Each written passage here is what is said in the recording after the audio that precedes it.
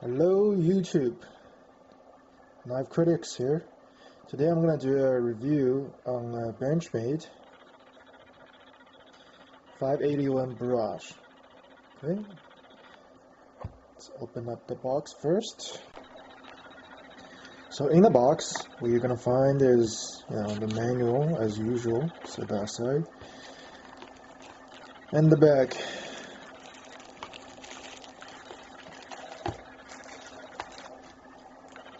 So, and the knife comes in a little really classy bag here, which I assume most people is not going to be using, and the little plastic thing here, and there's the knife.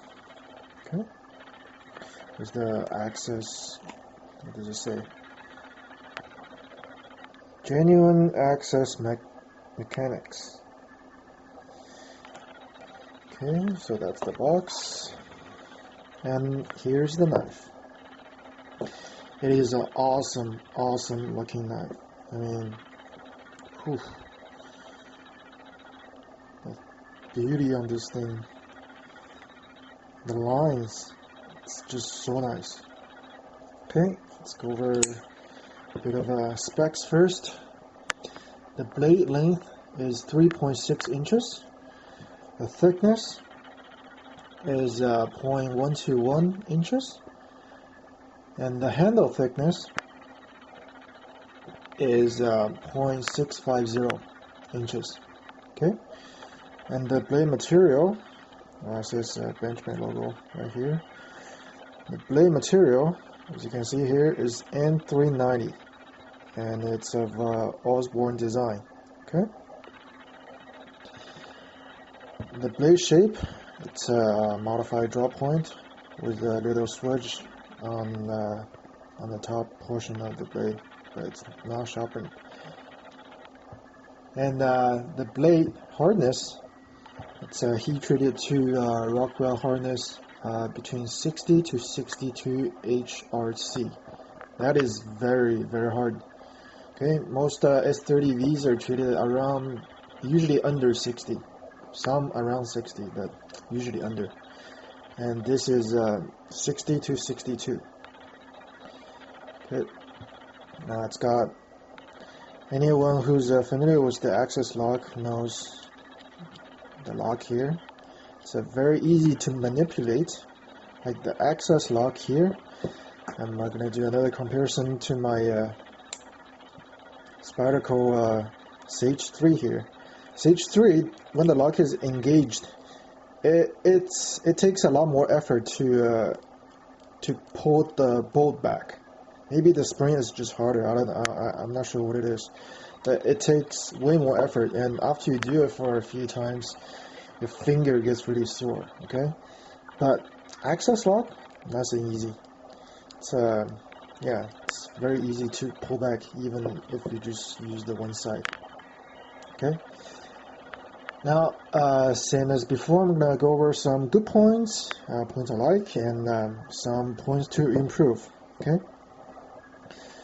The knife, it is very beautiful. That's good points number one. It's awesome looking knife. Okay, and as you can see, the tip here, very strong tip, and it's a tip up carry. And tip up carry only, although it's ambidextrous, so you can switch to either left side or right side. Okay, and the blade comes out really fast, like blazing fast. Okay, it just shoots out really fast. Boom, it's there. Okay. It might be even faster than some switchblade. I don't know. I've never owned a switchblade, so I can't comment on that. But whew, I think this is as fast as it gets. Man. Now, one of the features that intrigues me is they actually have a locking mechanism here. Once you put the lock on, you can't manipulate the access lock anymore. So the blade is, there's no way to close it. Same thing if it's closed. Once it's closed, and then if you engage the lock here, this is the lock, That's an open position, closed position.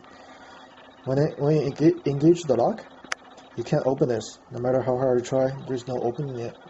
So I guess this is a safety feature, mostly going to be used when the knife is closed and in your pocket, so that the knife doesn't accidentally, you know, open up and, you know, cut your ball sack or something. But I find it really unnecessary. I mean, yeah, you have a little stub here, but in my experience, if you're right-handed, this goes into your pocket, and the blade is going to be against the back side of your pocket, which is, you know, and the pocket clip is really tight, so it's going to be not moving at all. So I don't see the lock as being really necessary, but I guess some people like the, you know, option of having it. To me, it's just extra parts and extra stuff that may break, and, you know, extra cost as well, right? So that could be good and bad, but I guess to most people it's going to be a plus, positive point. And two-tier scale, I guess that's what you can call it. You have the G10 here.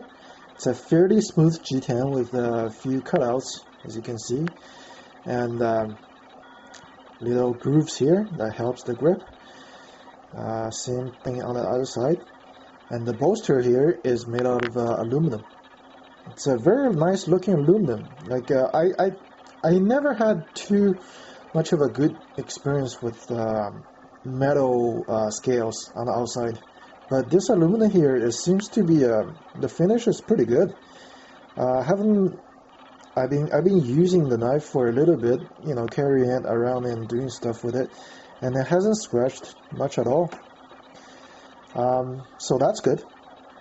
And they can all be taken off. You have the torque screw here, and same thing for the G10. You have torque screws holding them onto the blade. Okay, which I like. Now for the negative points, there is a few negative points. Even though this is almost one of the best knives I own, there's still points to improve. One of which is here. What's missing? What's missing? Jimping. Alright? There's no jimping here. Why isn't there no jimping here? Come on, Benchmade. I mean, yeah, I guess this could be used as a gentleman's knife. It's a bit big for a gentleman's knife, but I guess it could serve in that, you know, function, but still, it's not that hard to put a bit of a jimping here. It just makes your, you know, hold so much more secure, right? And the other points to improve is that there's almost no edge coming from the factory. Like there's compared to a Sparticle, there's no edge on that thing. Like, look at the edge. Like, you know, this is the military. They put a pretty good edge on this thing, like, out of the factory. Here, not much of an edge. Very little bit they sharpened. And you can see here, there's uneven sharpening. Some parts are smooth, other parts are, you know, I don't know how to describe this. It's like serrated, but not really. Yeah, it's a bit of weird. And if you look here closely, I don't know, focus. Yeah, see? The grind is uneven. The shadow on the left and, you know, folder on the right. So, I don't know what's up with that. So that's another point to improve. You gotta, you know, make sure you have even grind. It could be just my knife. I picked a bad one, which has you know, uneven grind, but seems to be a fairly common problem with Benchmade knives. They have sometimes been known to produce even grinds. And these cutouts here in the aluminum bolster, I don't know if you can see the dark stuff in there. Yeah, you know what that is? That's dirt and dead skin. That's right. If you use it and your hand gets dirty, The groove here cut out is so sharp, like it just removes your, you know, I guess micro layers of your skin and just accumulates in there. So you're gonna have to clean that once in a while. I obviously need to do that. But yeah, as you can see here, dirt does accumulate in there. All right. Closed back construction. Some people like it, other people don't. I'm fine either way. Don't have too many complaints about closed back as long as the blade can be open. And on this one, yes, it can. All right. So overall, it's a very, very nice knife. I mean, the sharpness, even with the strange, you know, factory edge and uneven grind, I can still, you know, it comes out of the factory box shading sharp. So yeah, it's an awesome knife, and it holds the edge forever. I mean, I've cut cardboard boxes, paper, all sorts of stuff, and yeah, the edge just holds and holds, doesn't get dull at all. And I like the finish here on the blade. Doesn't really, you know, it's sort of semi-tactical-ish. It doesn't reflect a lot of light. So, and doesn't attract fingerprints, which is a plus in my book. So yeah, you know, no blade play at all. Left, right, up and down. It's solid. It locks up like a tank. I mean, that's the same with most Benchmade knife with access locks, right? Okay, that's it for now. Knife credit out.